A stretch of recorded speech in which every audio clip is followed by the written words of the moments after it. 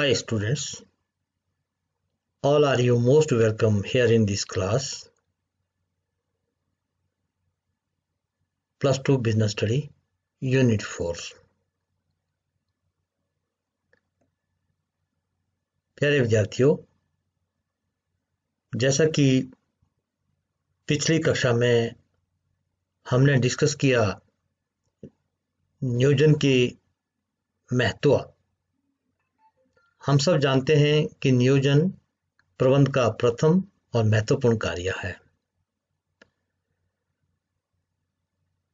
आज हम इस कक्षा में डिस्कस करेंगे नियोजन की सीमाएं और उन पर काबू पाने के उपाय। प्यारे विद्यार्थियों, planning limitations and it's solutions. जैसा कि हम जानते हैं कि नियोजन के बहुत अधिक महत्व है। बिना नियोजन से कोई भी प्रबंध के कार्य नहीं किया जा सकता। फिर भी इसकी कुछ एक सीमाएं हैं और उन सीमाओं को कुछ हद तक दूर किया जा सकता है। तो इस प्रकार से हैं। प्यारे विद्यार्थियों, नियोजन मौलिक प्रबंधन कार्य है और ये प्रबंधन का प्रथम कार्य भी है, जिसमें पहले से तय करना क्या करना है, कब करना है, कैसे करना है और कौन करने वाला है, यह तय करना शामिल है। ये एक बौद्धिक प्रक्रिया है जो किसी संगठन के उद्देश्यों को पूरा करती है और विभिन्न पाठ्यक्रमों को विकसित करती है, जिसके द्वारा संगठन उन आदेशों को प्राप्त कर सकता है। यह वास्तव में एक विशिष्ट लक्ष्य को प्राप्त करता है, इसके बारे में बताता है। तो अब नियोजन की सीमाएं, जो सीमाएं इस प्रकार से हैं। नंबर 1, नियोजन बनाना महंगा है। प्यारे विद्यार्थियों, नियोजन में शामिल भारी लागत के कारण छोटी और मध्यम यूनिट्स को व्यापक योजना बनाना मुश्किल होता है या उन्हें मुश्किल लगता है, चूंकि ये यूनिट्स पहले से ही पूंजी से कम होती हैं, अर्थात इनकी पूंजी बहुत कम होती है।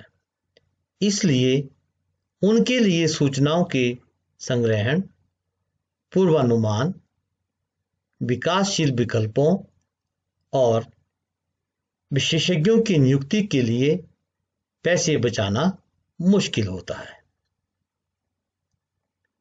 एक अच्छी नियोजन की अनिवार्यताओं में से एक ये है कि इसमें शामिल लागत से अधिक योगदान देना चाहिए, अर्थात अपने अस्तित्व को सही ठहराना चाहिए। इसलिए छोटी यूनिट्स के मामले में नियोजन बनाना गैर आर्थिक हो सकता है। प्यारे बच्चों, जितना विस्तृत एक नियोजन है, यह उतना ही महंगा होता है। नंबर 2, नियोजन एक समय लेने वाली प्रक्रिया है। प्यारे विद्यार्थियों, नियोजन में बहुत अधिक समय की आवश्यकता होती है और निर्णय लेने की प्रक्रिया में देरी हो सकती है, विशेषकर जहां तत्काल निर्णय लेने होते हैं।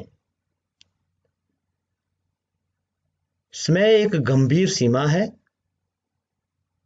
जहां त्वरित कार्यों की आवश्यकता होती है। ऐसे मामलों में नियोजन की विस्तृत प्रक्रिया का पालन करना संभव नहीं है।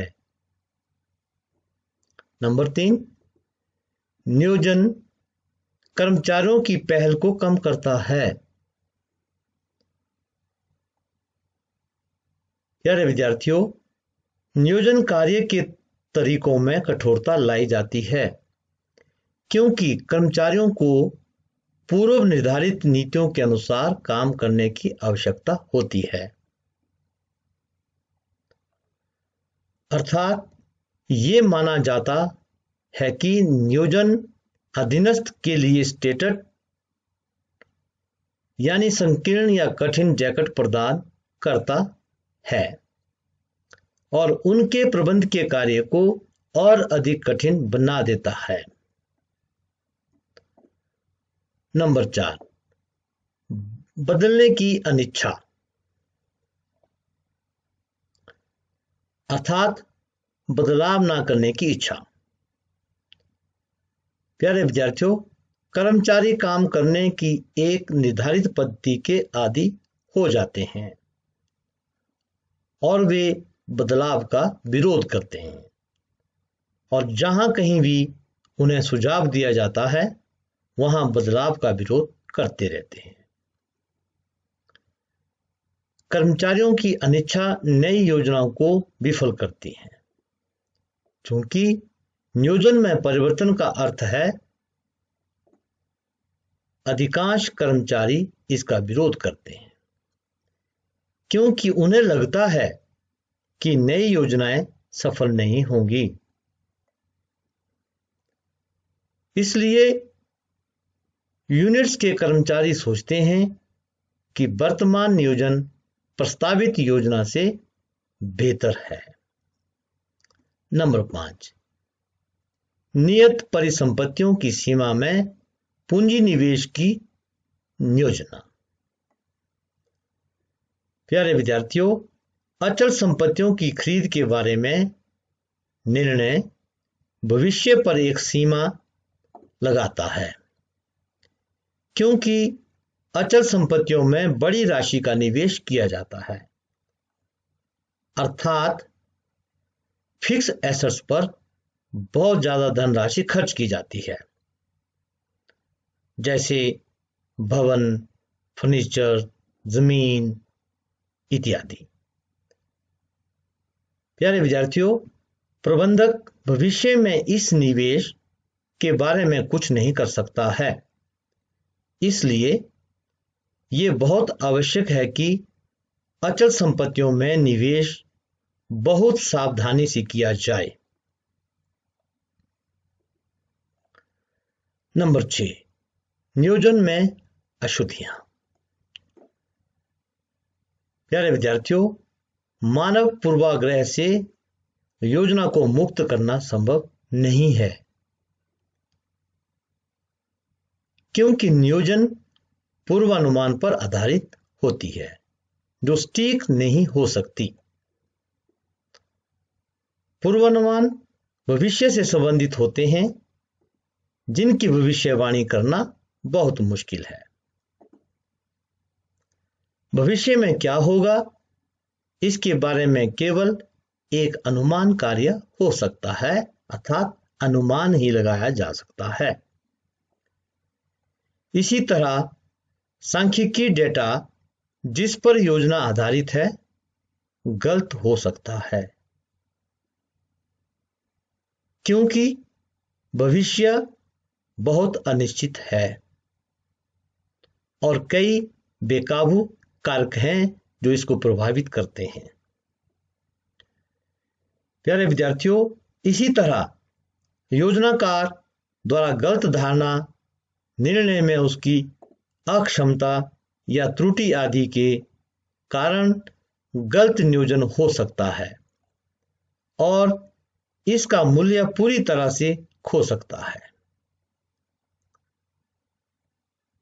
भविष्य के जोखिमों और अनिश्चितताओं के लिए योजना बनाकर कोई सही आश्वासन नहीं दिया जा सकता है। नंबर 7, नियोजन बाहरी सीमाओं से प्रभावित होती है। प्यारे विद्यार्थियों, नियोजन कुछ कारकों से भी प्रभावित होता है जो नियोजकों के नियंत्रण में नहीं होते हैं। ये कारक हैं राजनीतिक, सामाजिक, आर्थिक और तकनीकी। प्यारे विद्यार्थियों, राष्ट्रीय और अंतर्राष्ट्रीय स्तर पर राजनीतिक परिस्थितियों ने नियोजन पर एक सीमा लगा दी है।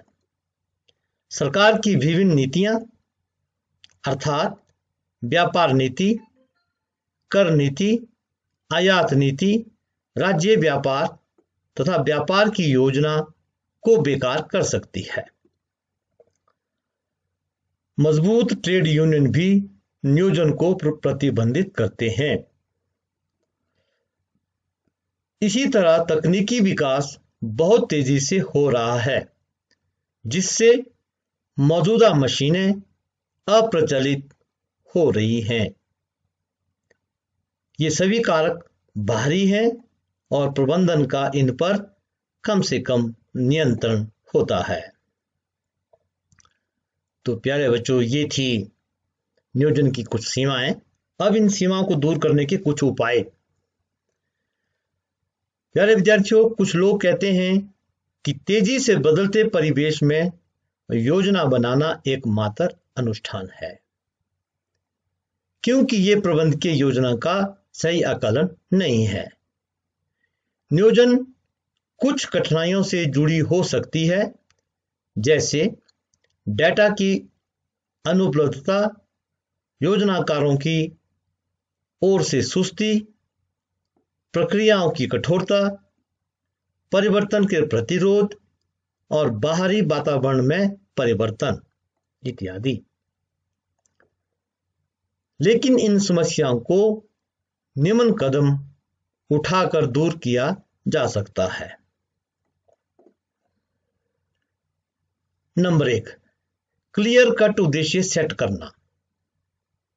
कि किसी भी योजना को बनाने से पहले उसमें क्लियर कट उद्देश्य सेट करना चाहिए। कुशल योजना के लिए स्पष्ट क्लियर कट उद्देश्यों का अस्तित्व आवश्यक है। उद्देश्य न केवल समझने योग्य होना चाहिए, बल्कि तर्कसंगत भी होना चाहिए। उद्यम के समग्र उद्देश्य विभिन्न विभागों के उद्देश्यों को निर्धारित करने के लिए मार्गदर्शक स्तंभ होने चाहिए।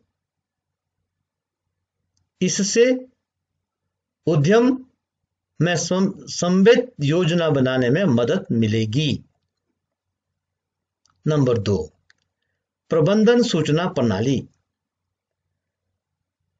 प्यारे विद्यार्थियों, प्रबंधन जानकारी की एक कुशल प्रणाली स्थापित की जानी चाहिए ताकि सभी प्रासंगिक तथ्य और आंकड़े योजनाकारों को कार्य करने से पहले उपलब्ध हो सकें।